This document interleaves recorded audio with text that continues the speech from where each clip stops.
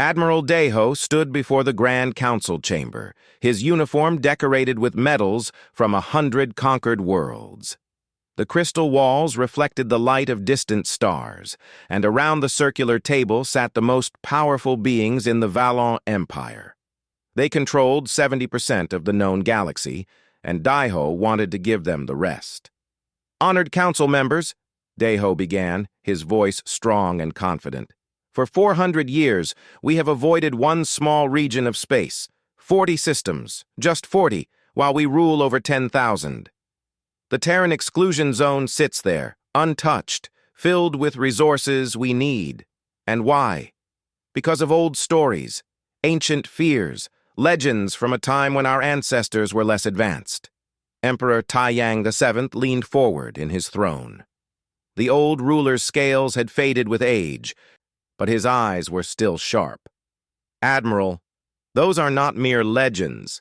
The records speak of 3 fleets that entered human space and never returned." Deho smiled. "With respect, Emperor, 3 fleets disappeared 4 centuries ago. Technology was primitive then. Navigation was unreliable. Those fleets likely got lost or destroyed by natural phenomena. The humans, if they even still exist, have had no contact with the galaxy since then. They are either dead, dying, or so weak they hide in fear." Captain Minji, Deho's tactical officer, stood quietly in the corner. She held a data tablet close to her chest, her expression worried. She had spent months researching the old war, reading every fragment she could find. What she discovered troubled her deeply. One of the council members, a large creature with 4 arms, spoke up. "The Admiral makes a good point. 400 years of silence suggests extinction or irrelevance. Those systems contain rare minerals we desperately need for expansion." Another nodded. "Our empire grows every year. We need those resources." Emperor Taiyang looked uncertain. "The treaty our ancestors signed was clear. The humans came to our homeworld, passed through all our defenses like they were nothing, and delivered one message. Leave them alone, and they leave us alone. They proved they could reach us whenever they wanted." "A trick," Deho said quickly. "A single ship with clever stealth technology. They got lucky once and used that to scare our ancestors into giving them protected status. Emperor, your legacy could be the ruler who completed the galactic map, who brought every system under our peaceful empire." The words worked. Taiyang straightened in his throne. He was old and wanted to be remembered. The council members whispered among themselves, and Deho could see he was winning. "Captain Minji," the Emperor said suddenly, "you have been quiet. What do you think?" Minji stepped forward, her hands shaking slightly. She activated her tablet and projected old text onto the chamber walls. "Emperor, I have studied the historical records. The First Contact War was not what we teach in schools. The humans did not surrender. They did not beg for peace. They offered it." She changed the projection to show a damaged report, parts of it corrupted by age. "This is from Admiral Vekor, commander of the 2nd Fleet sent to human space. His last transmission said, 'They are not fighting to win. They are fighting to teach us. Every move is calculated. Every strike is measured. They are holding back, and we are still losing.'" Deho waved his hand dismissively. "Propaganda to cover up poor military leadership." "No," Minji said firmly, surprising everyone with her conviction. "There is more. The humans who came to deliver the treaty, they arrived in a ship our sensors could not detect.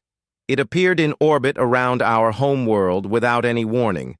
The ship was small, with only 5 humans aboard, yet our entire defense fleet could not lock weapons onto it. The technology gap was enormous even then." She pulled up another document. "And this, from the treaty negotiations themselves. The human ambassador said, and I quote, 'We do not want your territory. We do not want war. We want only to live in peace.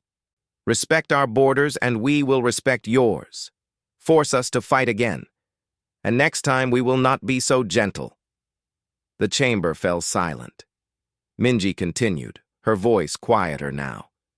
Emperor, they called what they did to 3 of our fleets gentle. We lost 20,000 ships and twice as many crew, and they called it gentle. Daiho slammed his fist on the table. Enough! These are the words of frightened ancestors who did not understand what they faced. We are not them. Our technology has advanced. Our fleets are larger and stronger. The 5th Fleet alone has 2,000 warships. I propose a reconnaissance mission. We enter the zone carefully, observe. And if there is any sign of real threat, we withdraw. But I guarantee we will find empty worlds or primitive colonies, nothing more. Emperor Taiyang was quiet for a long time. Finally, he spoke. The council will vote. The vote was close, but fear of appearing weak won over caution. The mission was approved. Daiho would take the 5th Fleet to the Terran border, observe, and report back. Minji felt her stomach turn. 3 weeks later, the 5th Fleet assembled at the edge of the exclusion zone. 2,000 warships, each large enough to destroy a city, waited for Daiho's command. The admiral stood on the bridge of his flagship, staring at the empty space ahead. "Sir," a sensor officer called out, "we are detecting automated beacons activating along the border." "On screen," Daiho ordered. The image showed small, ancient-looking satellites coming to life. Then they began broadcasting. The message came in perfect Valan language, the accent flawless, the grammar exact. "You have entered Terran space. Turn back. This is your only warning." The bridge crew looked at their admiral. Daiho stared at the message, then smiled coldly. "Automated defenses. Probably 400 years old and still running on programming. Destroy them." "Sir, should we not report this first?" Minji asked. "No," Daiho said. "We proceed. Weapons, target those beacons." The beacons exploded in bright flashes. The fleet moved forward, crossing the invisible line that had held for 4 centuries. Behind them, the warning lights faded into darkness. Minji stood at her station, her hands gripping the edge of the console. She whispered a prayer to gods she was not sure existed. Please let us be wrong. Please let them be gone. But deep down, she knew. The humans were not gone. They had been waiting, and the Empire had just made a terrible mistake. The Valan 5th Fleet moved deeper into the Terran exclusion zone, and what they found confused them. The first system they entered was not empty or primitive. It was thriving. Orbital stations circled 3 different planets, each station larger than the biggest Valon construction. Solar collectors formed rings around the system's star, harvesting energy on a scale the Empire had never achieved. Mining operations extracted resources from asteroid belts with efficient precision. Everything was automated, working smoothly without any visible crew. "Where are the ships?" Daiho asked, studying the sensor displays. "Where are their defenses?" "Sir, we detect no military vessels," the sensor officer reported. "No weapons platforms, no defense satellites, just industrial and civilian infrastructure." Daiho laughed. "They built all this and left it undefended. How arrogant. Or perhaps there is no one left to defend it. Communications. Broadcast a message. Tell any humans present they have 1 hour to surrender themselves and their territory to the Valon Empire." Minji stepped closer. "Admiral, perhaps we should just observe and report back as planned." "I am following my mission," Daiho said coldly. "To investigate and secure any valuable resources. Communications. Send the message." The message went out in all known human languages. Silence answered them. 1 hour passed. Nothing happened. "Target the mining colony on the 3rd moon," Daiho ordered. "Fire a warning shot across their facilities. Show them we are serious." "Sir," Captain Quan spoke up from his destroyer, the Eternal Triumph. "Should we not wait for a response? There might be civilians there." "Fire the warning shot, Captain," Daiho commanded. The fleet's weapons charged. Massive energy cannons, capable of cracking a planet's crust, aimed at the moon. The shot fired, a beam of concentrated power that would pass close to the mining facility and continue into space. A demonstration of might. The beam never reached the moon. It simply stopped, mid-flight, absorbed by something invisible. Alarms began screaming across every ship in the fleet simultaneously. "Sir, we have contacts!" the sensor officer shouted. "Ships decloaking all around us!" The view screen lit up with new images. Ships appeared from nowhere, as if they had been invisible, waiting. They were smaller than Valon warships, sleek and smooth with no obvious weapons or engine ports. They moved with impossible grace. Daiho counted them quickly. "Only 50 ships? Against my 2,000? He started laughing. "All weapons target those ships. Show them what happens when you challenge the Empire." The Valon fleet opened fire. Thousands of energy weapons and missiles launched toward the human ships. The humans did not fire back. They simply moved. What happened next would haunt every Valon survivor for the rest of their lives. The human ships accelerated to speeds that should have been impossible. They slipped between the Valon formations like fish through water, moving in patterns that seemed to predict where every shot would be before it was fired. They dodged everything. Every single shot missed. As the human ships passed through the Valon formations, something changed. Entire battle groups went dark. Weapon systems failed. Engines stopped. Life support flickered and died. Ships that had been firing seconds ago became floating metal coffins. "What is happening?" Daiho screamed. "Report!" "They are not firing weapons, sir," Minji said, her voice shaking as she read the data. "They are using something else. Some kind of directed electromagnetic pulse, but far more advanced than anything we have. Every system they pass loses all power." "Impossible," Daiho said. "Our ships are hardened against such attacks." "Not against this," Minji replied. "Sir, this technology is beyond our understanding. They are disabling our ships without even firing a shot." Captain Quan watched from his destroyer as a human ship approached. It was beautiful in a terrifying way, its hull reflecting the starlight like liquid metal. The ship passed within 100 meters of the Eternal Triumph. Every screen on Quan's bridge went black. Emergency lighting kicked in, bathing everything in red. "All systems offline," his engineer reported, panic in his voice. "Main power gone. Backup power failing. We are dead in space." Across the fleet, the same scene repeated 2,000 times. In 3 hours, half of the Fifth Fleet was disabled. Ships drifted without power, their crews alive but helpless. The human vessels had not destroyed a single ship. They had simply turned them off. Then, as suddenly as they appeared, the human ships stopped. They formed a perfect line between the Valon fleet and the inner system, waiting. A transmission came through on emergency channels, reaching every ship simultaneously. The voice was human, speaking perfect Valon, with an accent that suggested they had studied the language for generations. "You were warned. You destroyed the warning beacons and continued forward. You fired upon our territory. This is your second warning. Withdraw now, or the next response will be final." Daiho stood on his bridge, lit only by emergency lights, and felt something he had not felt in decades. Fear. Real fear. But pride was stronger than fear. "All ships that still have power," he ordered. "Form defensive positions.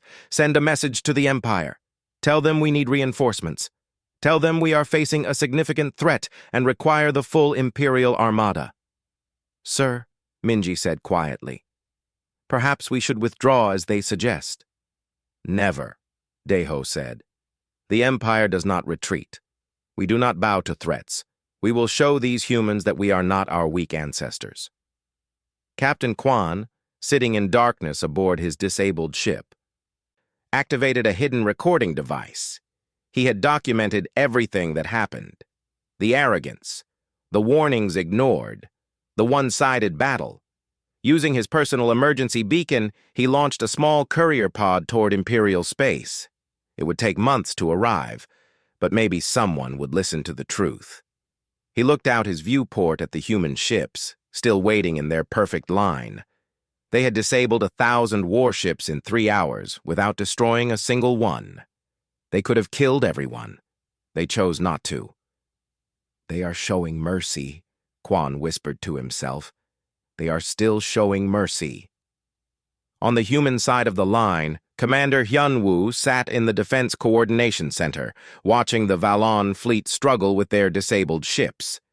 He felt no satisfaction, only sadness. "Sir, they are calling for reinforcements," his communications officer reported. "They are not leaving." Hyun-woo sighed deeply. "Then we proceed to the next phase. Send a message to Central Command. Tell them the warning was ignored. Request permission to activate Protocol 7. Sir, Protocol 7 means revealing our actual defense network. Once we show them what we really have, there is no going back. They chose this path," Hyun-woo said. "We gave them every chance to turn around. Activate the protocol and prepare for their reinforcements. If the Empire wants a war, we will give them one they will never forget." He looked at the display showing the Valon Empire's territory.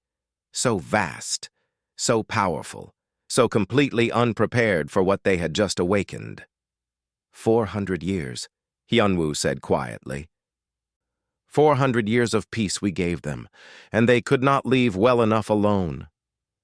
In the darkness of space, the human ships waited. Behind them, in the depths of the system, something much larger began to wake up. Defense platforms that had slept for centuries started coming online. Weapons that had never been used in war charged their systems. Humanity had hoped they would never need these tools. But hope was not a strategy, and the Valon Empire had just forced humanity to show what preparation looked like when you had 400 years to perfect it. Emperor Taeyang listened to Admiral Daeho's report with growing alarm. Half the Fifth Fleet disabled, human technology far beyond expectations, a request for massive reinforcements. "You said they were weak or extinct," Taeyang said, his voice cold with anger. "I was wrong," Daeho admitted, something he rarely did. "But I was not wrong about our strength. Send me the full armada. 15,000 ships will overwhelm any defense. Numbers will win." In the council chamber, Senator Yoonji stood up, her voice urgent. "Emperor, I beg you to reconsider. My father survived the First Contact War. Before he died, he told me what he saw. He told me the humans were holding back even then. They did not want to kill us. They wanted us to learn." "Your father was traumatized by defeat," another senator said dismissively. "We cannot make decisions based on old fears." Yoonji pulled out a worn data chip. These are his personal logs. In them, he describes watching human ships move in ways our physics said were impossible. He describes weapons that turned matter into energy with perfect efficiency. He describes meeting a human ambassador who seemed more sad than angry about the war. The ambassador told him, "We could have ended this in a day. We took 3 months because we hoped you would understand. Next time, we will not be so patient." The chamber erupted in argument. Some supported Yoonji's call for caution. Others demanded action to preserve imperial honor. Grand Admiral Somin, the Empire's greatest military strategist, listened quietly before speaking. "I have reviewed all available data," Somin said, her voice calm and analytical. "The humans have superior technology in specific areas. However, our advantage is numbers and experience. We have conquered hundreds of worlds. We know warfare. I propose we commit 8 additional fleets, 15,000 ships total. We attack simultaneously across 12 human systems. They cannot defend everywhere at once." Emperor Taeyang made his decision. Pride and fear of appearing weak won over caution. "Assemble the armada. Grand Admiral Somin will command. Show these humans that the Valon Empire does not surrender. Yunji slumped in her seat, defeated. She had tried. History would remember that she tried. 6 weeks later, the largest military force the Valon Empire had ever assembled gathered at the Terran border. 15,000 warships carrying millions of crew members, all prepared for glorious conquest. Grand Admiral Somin stood on her command ship, studying tactical displays. "All fleets report ready, Admiral." "Begin the offensive," Somin ordered. 12 targets simultaneously. Overwhelming force at each location. Move. The armada split into 12 massive groups and jumped into human space. What they found waiting for them was unexpected. The humans did not hide this time.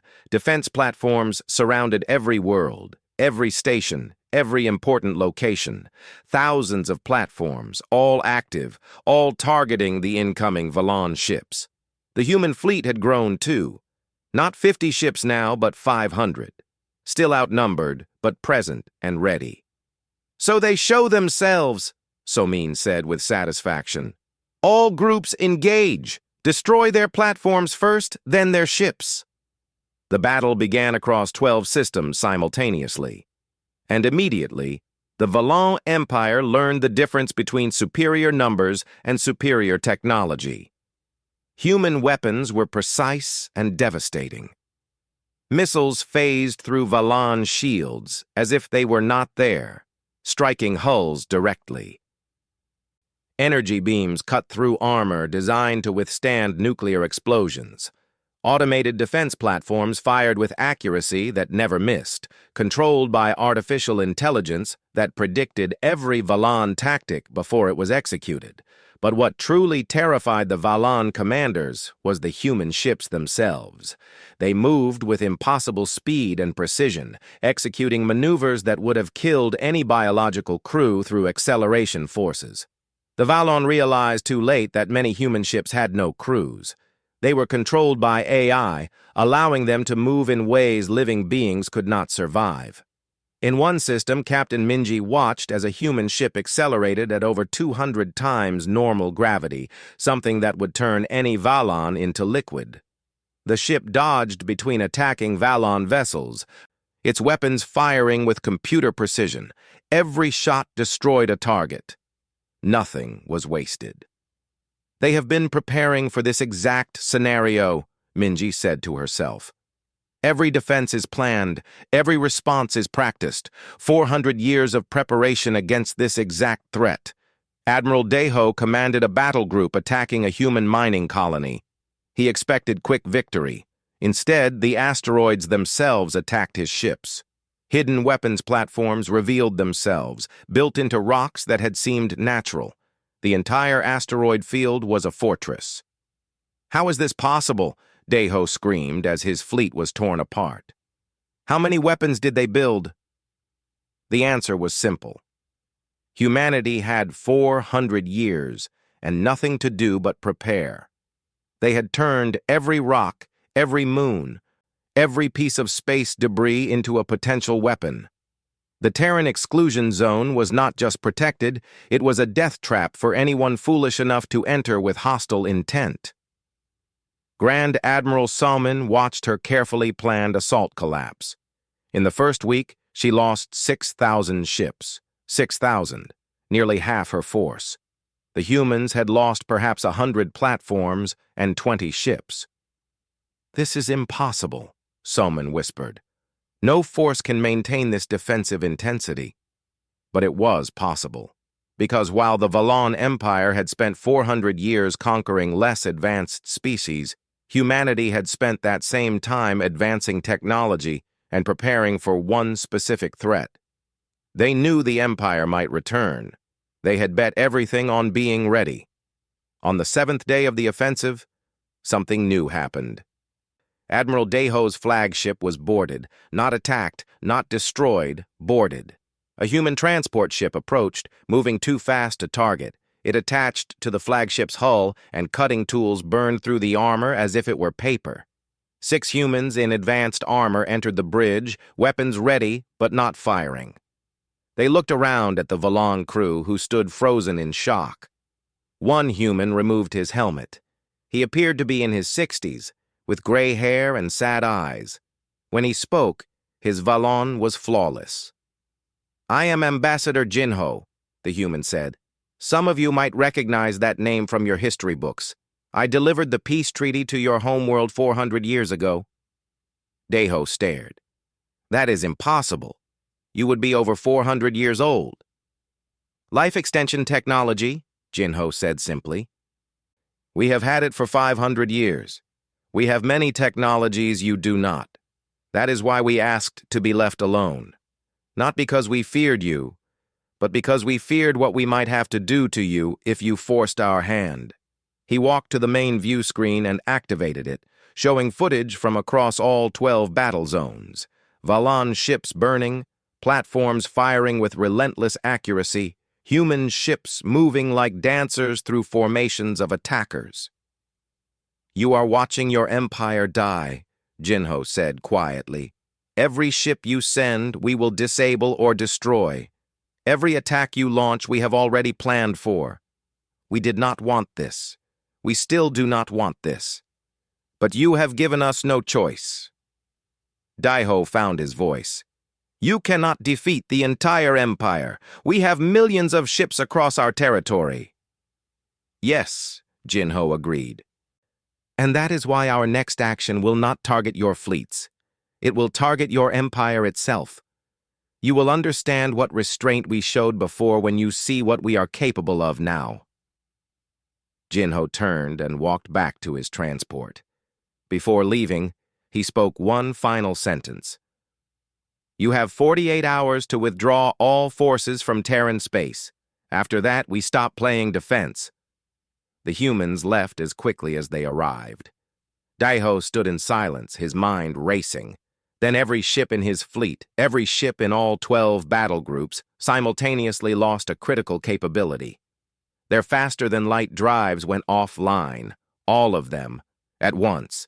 15,000 ships, stranded thousands of light-years from Imperial space, completely at human mercy.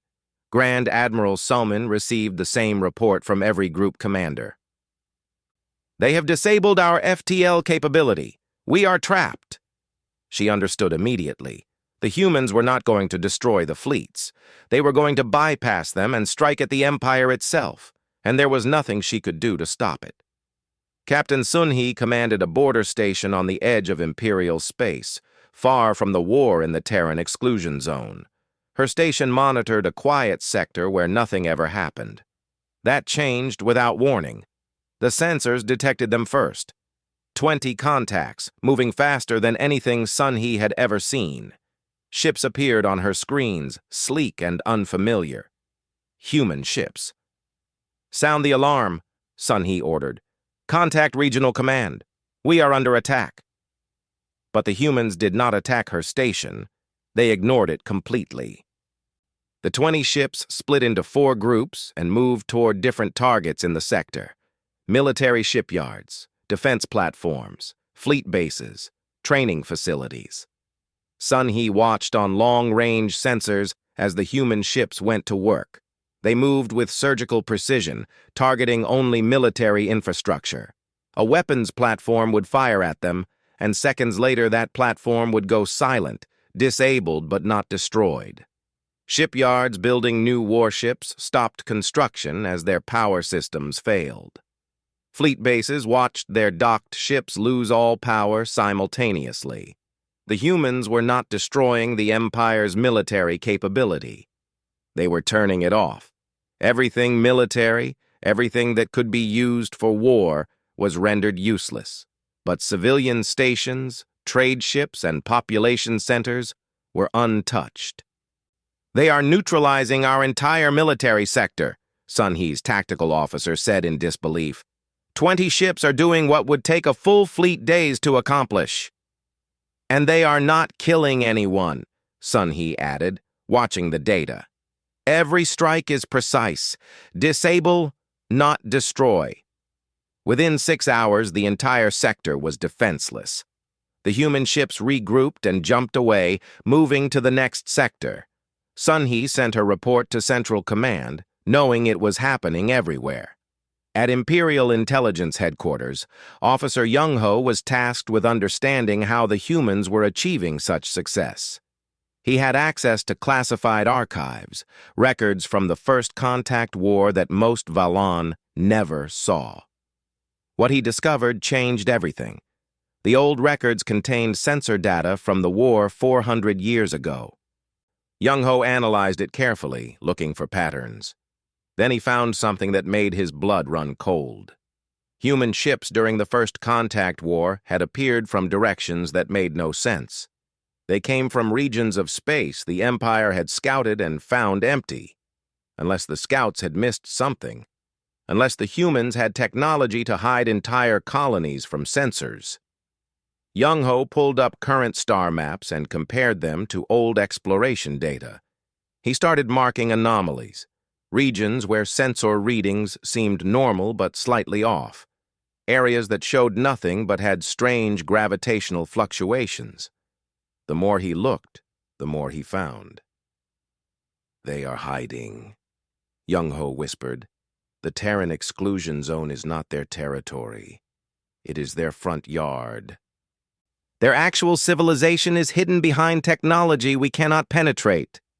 He created a new map, marking all the suspicious regions. When he was finished, he stared at the result in horror. If his analysis was correct, humanity did not control 40 systems. They controlled hundreds, perhaps thousands. The entire human civilization had been invisible to the Empire for centuries. Young-Ho rushed to his commander with the data. "Sir, we have not been fighting humanity. We have been fighting their border guards. Their actual civilization is hidden from us completely." The intelligence commander looked at the map and felt sick. "How many of them are there?" "Unknown," Young-Ho said. "But if they could hide this much from us, if they have technology this advanced, then everything we thought we knew is wrong." At the Imperial Palace, Emperor Taiyang sat in his throne room, receiving reports of disaster after disaster. Human forces were systematically destroying the Empire's military infrastructure across dozens of sectors. Billions of credits worth of weapons and ships rendered useless, and the humans were doing it with forces so small they should have been irrelevant. "We must negotiate," Taiyang said, his voice defeated. "Contact the humans. Offer them whatever they want." "We already tried, Emperor," his advisor said. "They are not responding to any communications." "Then go in person," Taiyang ordered. "Send a diplomatic ship to Terran space. Offer unconditional surrender if necessary. Just make them stop." The diplomatic ship entered what remained of the human border 3 days later. A human vessel intercepted them immediately and escorted them to a massive station that had not been there before. The Valon diplomats were brought aboard and led to a meeting room where Admiral Nari waited. Nari was a tall woman with short black hair and eyes that had seen too much war. She did not stand when the Valon entered. She simply gestured to chairs across from her. "You wish to negotiate," Nari said. It was not a question. "Yes," the lead Valon diplomat said quickly. "Emperor Taiyang asks for terms. What do you want? Territory? Resources? Technology exchange?" "We already told you what we wanted," Nari replied coldly. 400 years ago we asked to be left alone. We asked for nothing else. No tribute, no alliance, no trade, just peace and distance. You agreed to those terms. Then you violated them." "That was Admiral Deho's decision," the diplomat protested. The Emperor authorized the mission," Nari interrupted. "The Emperor approved the reinforcements. The Emperor is responsible. Your empire attacked us 3 times across 4 centuries. The first time, we taught you a lesson. The second time, we gave you a treaty. This third time, you have voided all previous agreements." The room fell silent. The Valon diplomats looked at each other nervously. Finally, one spoke. "What are your terms?" Nari stood and walked to a window showing the stars. complete demilitarization of Imperial space under human oversight. Every weapon platform dismantled, every warship disabled. You may keep local defense forces sufficient for police actions, monitored by our forces to ensure compliance. That would leave us defenseless, the diplomat said in shock. Yes, Nari agreed. Just as you intended to leave us when you invaded. The difference is we will not conquer you. We will not enslave you. We will not destroy your civilization. We will simply ensure you can never threaten anyone again. And if we refuse, Nari turned back to face them, then we will systematically destroy every military asset your empire possesses, every shipyard, every weapons factory, every research facility, every fleet base. It will take us approximately 6 months to complete. After that, you will have the same outcome, but with far more economic damage and loss of infrastructure. She sat back down. Emperor Tai Yang has 48 hours to decide.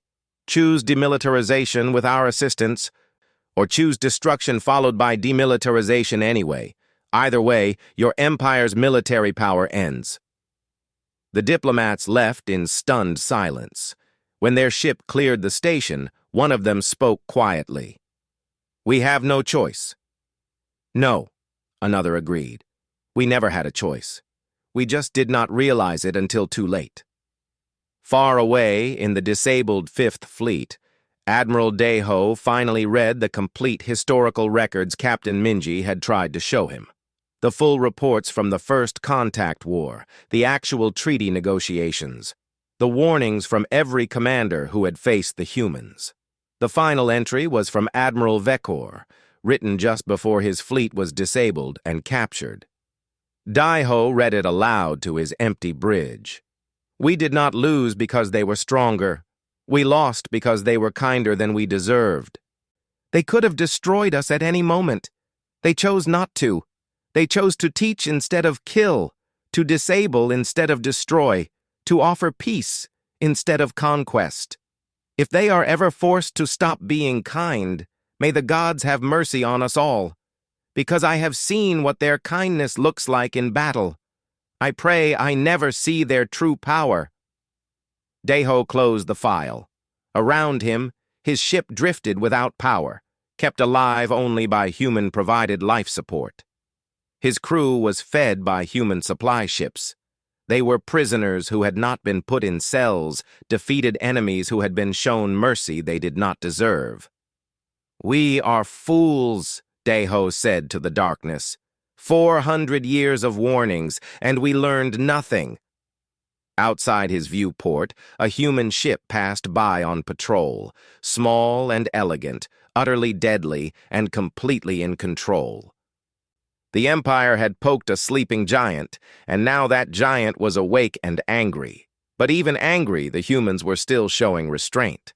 Daiho wondered how long that restraint would last. 20 years had passed since the war. The Valon Empire still existed, but in name only. What had once controlled 70% of the galaxy now barely held 15%, and even that was by permission rather than power. Emperor Kyungmin sat in the throne that his grandfather Tai Yang had abdicated in shame. He was young, only 35, and he had inherited a broken empire that he was trying to rebuild on new principles. Principles the humans insisted upon. Across from him sat Hajun, the human liaison assigned to the Valon government. Hajun was patient and fair, but his presence was a constant reminder that the empire existed only because humanity allowed it. The trade agreement with the Kelvor species has been approved, Hajun said, reviewing a datapad. They have agreed to exchange raw materials for agricultural technology. This should help with the food shortage in your outer colonies. Thank you, Kyungmin said. He meant it. Without human help, the empire would have collapsed completely. Many species that the Valon had conquered through force had immediately declared independence when the empire lost its military power. Some had wanted revenge. The humans had prevented that, insisting on peaceful dissolution and reparations rather than bloodshed. How is the Truth Commission proceeding? Ha-Jun asked. Slowly, Kyung-min admitted. Many of our people still do not want to accept what happened. They remember the glory days and cannot understand how we fell so far. That is why the commission is important, Ha-Jun said. Truth is the foundation of healing. Across the city, in a school classroom, teacher Min Seo was conducting a history lesson. The children, all born after the war, listened as she explained what their empire had done. The humans warned us 3 times, Min Seo said, showing old footage on the classroom screen. First, when we invaded their space 400 years ago. They defeated 3 of our fleets but offered peace. Second, when they came to our homeworld and proved they could reach us whenever they wanted. They still offered peace. Third, when we invaded again 20 years ago. They warned us to turn back. A student raised her hand. Teacher, why did we not listen? Min Seo paused. How to explain hubris to children who had never known imperial power? We thought we were special. We thought our size and strength made us superior. We thought their desire for peace meant they were weak. We were wrong about all of it. She changed the footage to show the human counterattack. The children watched in silence as human ships, elegant and deadly, systematically disabled Imperial forces. Precise strikes, minimal casualties, professional and efficient. They could have killed us all, Min Seo said quietly. Every projection our military made said that if the humans wanted to, they could have destroyed every Valon world in a matter of weeks. They had the technology, they had the numbers we did not know about, they had 400 years to prepare. But they chose to disable rather than destroy. They chose to force us to surrender rather than annihilate us. Another student spoke up. Why, teacher? We attacked them. We ignored their warnings. Why did they not punish us? Min Seo looked at the child and felt her throat tighten.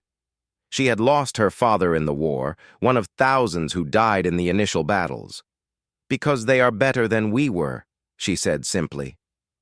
That is the hardest lesson our empire ever had to learn. Being strong does not mean being right. Being peaceful does not mean being weak. In the Imperial Military Archives, Admiral Minji worked with a team of historians, documenting everything that had happened. She was old now, her scales faded with age, but her mind was still sharp. The Truth and Reconciliation Commission had made her its director, tasked with ensuring future generations knew the real story. Admiral, we found another classified file, her assistant said, bringing her a data chip. It is from Captain Kwan. He sent it during the first battle. Minji played the recording.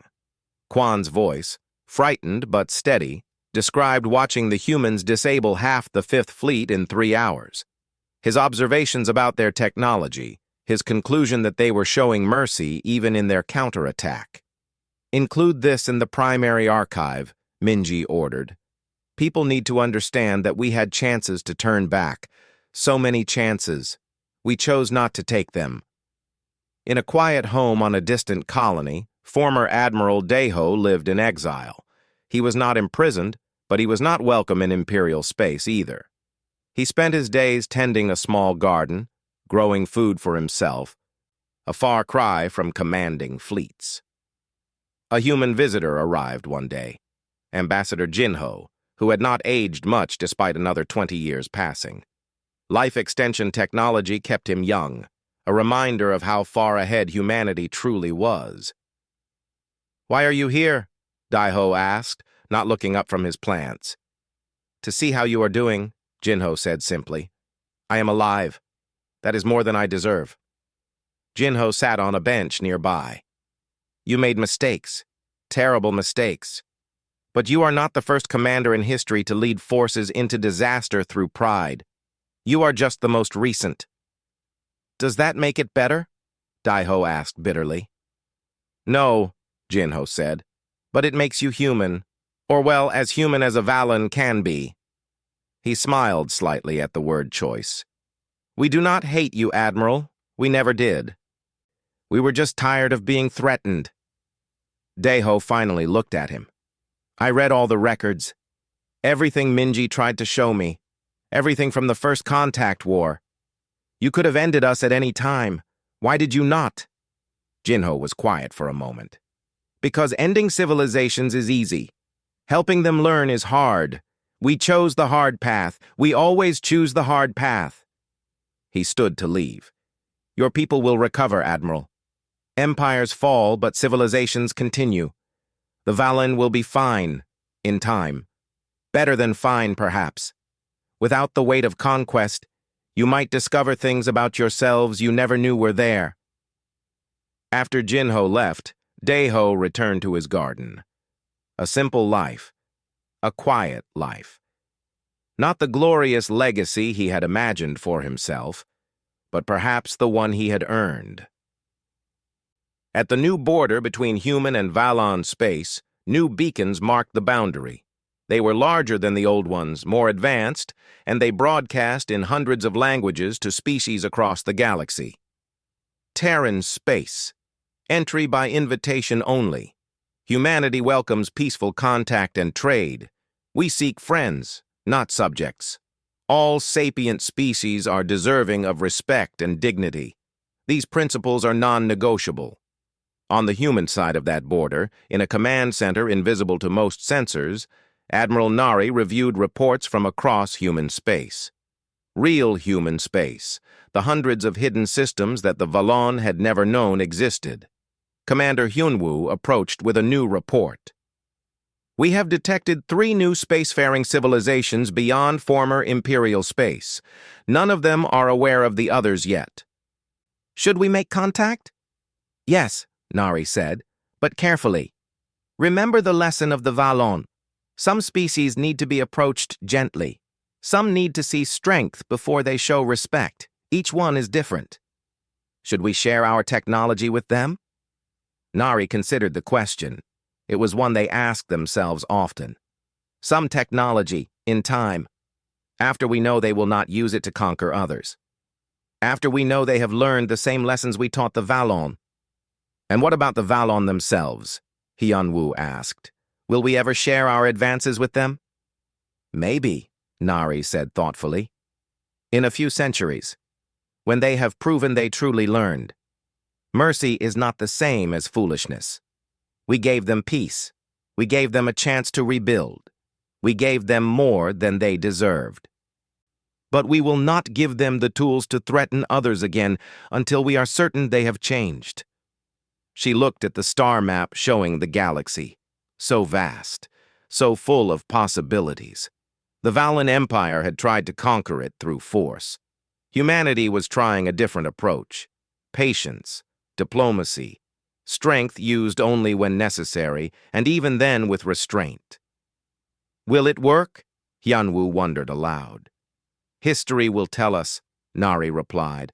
All we can do is try. On the Valon homeworld, a memorial stood in the capital city.